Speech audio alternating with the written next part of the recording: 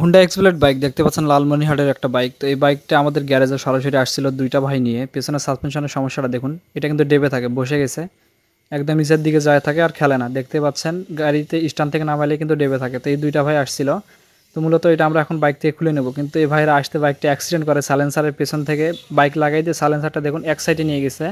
তো আল্লাহর রহমত ওদের কিছু হয়নি, একটু কাটাছিড়া হয়েছে, তাছাড়া বেশি আঘাতপ্রাপ্ত হয়নি। তো আপনারা সাবধানে বাইক রাইড করবেন।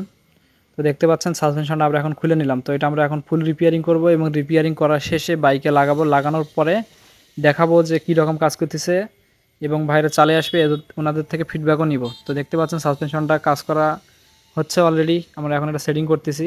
তো এক্সুলেট বাইকের পেছনে সাসপেনশন কাজ করার অনেক ভিডিও কিন্তু আমার পেজে আছে, আপনারা চাইলে ওখান থেকে দেখতে পারেন কীভাবে কাজটা করতে হয়। তো যাই হোক, এটা আমরা এখন আবার বাইকে সেটিং করতেছি। সেটিং করানোর পরে আবার আমরা এটা লাগানোর পরে বাইকটাতে দেখবো যে অবস্থাটা কেমন দাঁড়ায়।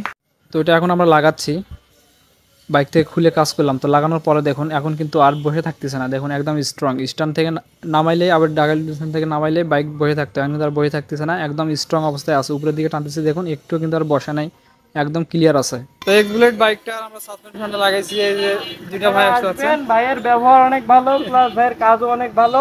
ঠিক আছে, 6 মাসের ওয়ারেন্টি দিয়ে দিয়েছে। তো আপনারা আসবেন, আশা করি হতাশ হবেন না।